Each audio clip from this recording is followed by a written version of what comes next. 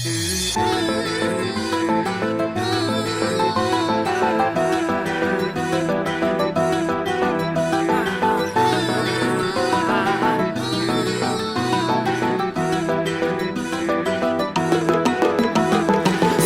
koluma taktım, göğünü üzüne taktım.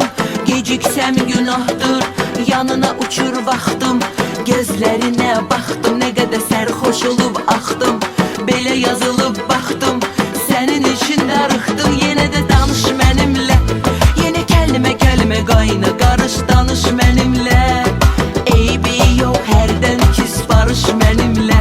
Ama kalbimi dinle, ne varsa bağlı senle. Hamısı tanış benimle, danış benimle. Şekillerde donup kalıp həmin baxış benimle. Yadımda yağanda berk yağış benimle. Elə həmin şəhərdə sənli xatirələrdə qarış qarış mənimlə, danış mənimlə.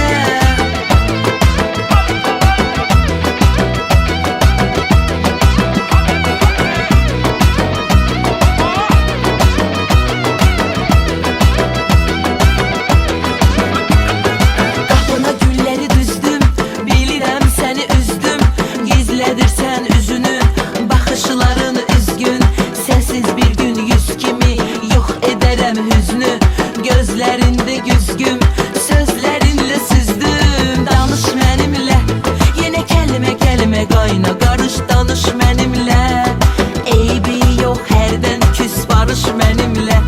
Ama kalbimi dinle, ne varsa bağlı senle. Hamısı tanış benimle, danış benimle.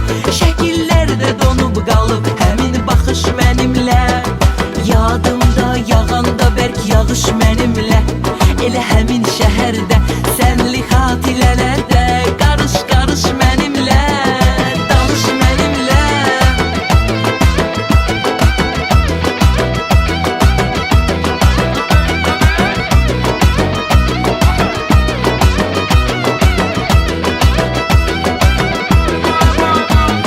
Danış mənimlə, yenə kelime kelime qarış danış mənimlə. Eybi yok herden küs barış benimle.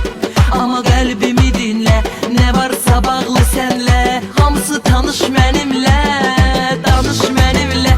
Şekillerde donup kalıp həmin baxış benimle. Yadımda yağanda berk yağış benimle.